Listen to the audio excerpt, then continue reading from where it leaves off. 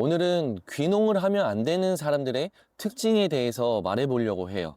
가장 큰 특징 한 4가지 정도 말씀드릴 건데요. 우선 우리나라 농업 같은 경우에는 실패하지 않는 농업의 형태가 거의 정해져 있어요. 현재 통계를 보면 농사만 전념하는 전업농의 경우 연소득이 1,900만 원 수준인데 외부 수입을 병행하는 2종 겸업농은 4,400만 원 이상의 순소득을 올리고 있는 상황입니다.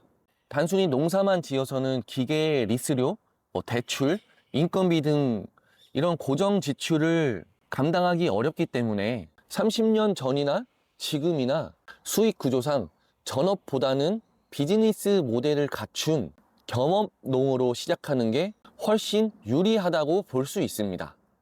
하지만 대부분의 귀농하시는 분들이 이러한 구조를 무시한 채 시작하시기 때문에 더러 실패의 맛을 보시는 경우가 있는 것 같아요. 자, 그러면 왜 그런지 지금부터 한번 파헤쳐 보겠습니다. 열심히 하면 설마 망하기야 하겠어? 이런 생각으로 귀농을 준비하고 계시나요? 저는 귀농하기 직전에 장사를 했었습니다. 10평짜리 작은 매장이었는데 그래도 하루에 14시간 이상씩 갈아 넣으면서 일을 했었던 것 같아요. 비록 큰 돈은 아니었지만 저희 가족이 먹고 사는 데 지장이 없을 정도의 적당한 밥벌이였었습니다. 그래서 귀농을 준비하면서 들었던 생각이 이렇게 몸을 갈아 넣으면 못할 게 뭐가 있겠냐, 이런 생각이었던 것 같아요. 열심히 하다 보면 그게 곧 보상으로 오겠지, 이런 생각이 깔려 있었죠. 그런 생각으로 귀농한 저는 성공했을까요? 땀은 배신하지 않을 것이다. 이러한 믿음은 제가 장사하면서 벌어 놓았던 돈을 정말 빠르게 녹이기 시작했습니다. 그 장사를 하는 사람들은 이런 말을 해요. 앞에서 벌고 뒤로 까인다. 사실 이게 농사라고 크게 다르지 않습니다. 왜냐? 여기에 진짜 본질적인 이유가 있어요. 농사가 사업이기 때문이죠. 돈이 들어올만 하면 이미 나가려고 딱 대기하고 있어요. 그런데 비단 저만의 문제가 아니라 시골에서 이렇게 친해지신 분들과 이야기를 하다 보면 다 비슷비슷한 고충을 가지고 있다라는 게 특징이죠. 진짜 다 돈이 문제긴 해요. 오늘은 그렇게 시행착오를 겪으면서 느꼈던 이야기를 해드리려고 합니다. 인생이라는 게 하지 말아야 될 것만 안 해도 훨씬 수월해지는 거니까 한번 끝까지 들어보세요. 귀농하면 안 되는 사람의 첫 번째 특징, 귀농을 도피처라 생각한다. 청년층들과 중년층들의 귀농 기촌 이유는 극명히 달라요. 30대 이하 청년들은 귀농의 이유를 농업의 비전과 발전 가능성에 두지만 50대 이상은 모두 자연 환경이 좋아서 라는 이유로 귀농을 선택합니다.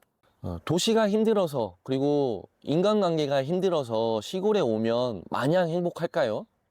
잠깐의 힐링의 시간을 가질 수 있지만 귀농은 현실적으로 우리의 도피처가 될 수 없습니다. 어떻게 보면 우리나라에서 가장 치열하고 냉정한 산업 중에 하나가 저는 농업이라고 생각을 하고 있습니다. 요즘 청년 창업농 선발할 때에도 모두 다 사업계획서를 써야 돼요. 나의 상황, 비전, 앞으로의 농업에서의 중장기적인 계획 등 이런 것들을 심사를 보고 나서 1차적으로 선정이 된 사람들을 면접을 통해서 최종 합격이 되어야 비로소 농업인이 될 수 있는 겁니다. 내가 사업계획서도 제대로 한 장 안 써본 상태에서 시골에 내려가서 적당히 농사 지어서 먹고 살아야지, 이렇게만 생각한다면은 분명히 그 귀농이 낭만이 아니라는 게 확실히 느껴지게 될 거예요. 사실 농사, 귀농이 제가 생각했을 때는 정말 치밀한 비즈니스의 영역이라고 생각을 합니다. 어떻게든 되겠지라는 그 적당주의가요, 우리의 주머니를 가장 빠르게 털어가는 그런 주범이 될지도 모릅니다. 그러니까 여유를 가지고 지역이라든지 작물, 자금 계획 등 철저한 준비와 계획이 반드시 필요한 게 농사, 귀농이라고 말씀을 드리고 싶어요. 귀농을 하면 안 되는 사람의 특징, 이 두 번째입니다. 바로 비빌 언덕이 없다. 제가 한 38인가 9살에 청년 창업농에 선정이 됐어요. 그 전까지는 이제 다른 일을 하고 있었고, 그러다가 왜 농업과 농사를 선택하게 됐냐? 저는 진짜 딱 한 가지 이유밖에 없었어요. 바로 비빌 언덕이 있었기 때문이다 라는 겁니다. 만약 제가 뭐 연고나 다른 기반이 아무것도 없었다면 저는 농사를 선택하지는 않았을 것 같아요. 왜냐하면 농사를 짓기 위해서는 뭐 기계도 있어야 되고 땅도 있어야 되고 살 곳도 있어야 되고, 그리고 요새 흔히들 말씀하시는 어떤 텃세, 이런 문제들을 감당해야 된다는 것을 알고는 있었거든요. 다행히도 부모님 때부터 일궈 놓으신 어떤 토지, 기계, 이런 게 있는 상태에서 시작을 할 수 있었다라는 게 가장 큰 메리트였습니다. 사실 그때만 해도 귀농하는 사람들은 다 이런 상태로 오는 줄 알았어요. 그래서 저희 창고에 뭐 트랙터라든지 이양기, 드론, 이런 것들이 있다라고 하는 게 저는 당연한 건 줄만 알았죠. 그런데 이제 시간이 지나서 지금 다시 생각해 보면 엄청 큰 어드밴티지였습니다. 그런데 아무런 기반 없이 내려온다?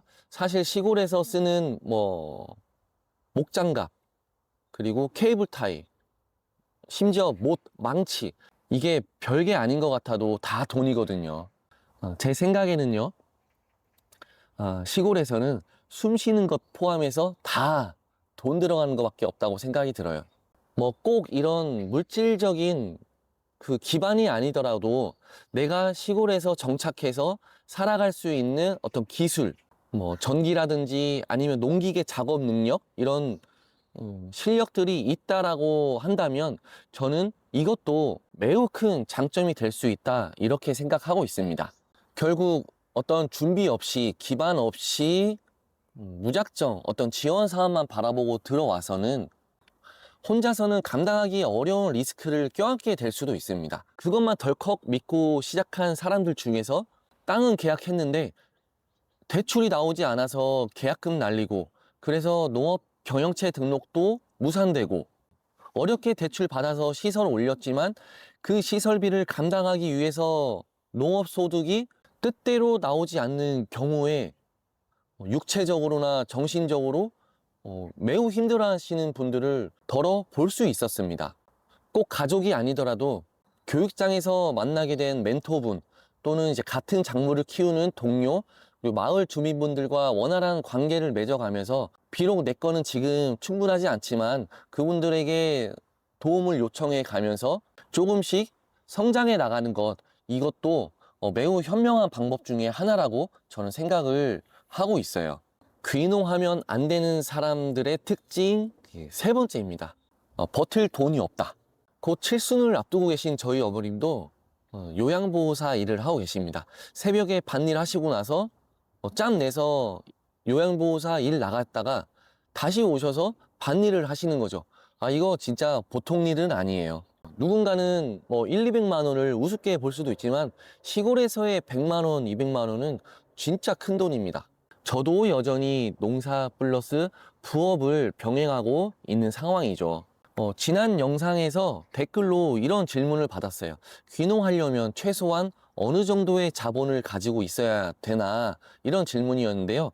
저는 최소 3년치의 어떤 생활비는 쥐고 있어야 된다, 이렇게 생각을 하고 있습니다.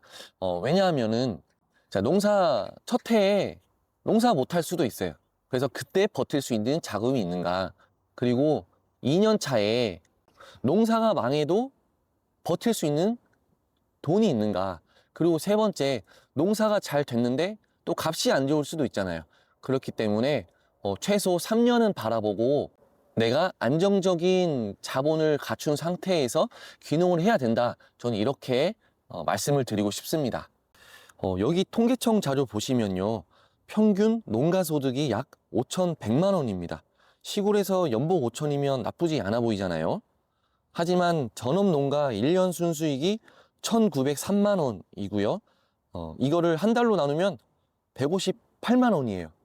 이렇게 단순히 평균 농가소득만 보고 내려오시면 저처럼 부업을 계속 끊임없이 해야 되거나 아니면 농사철 바쁠 때 쿠팡 알바 뛰러 가야 될 수도 있습니다.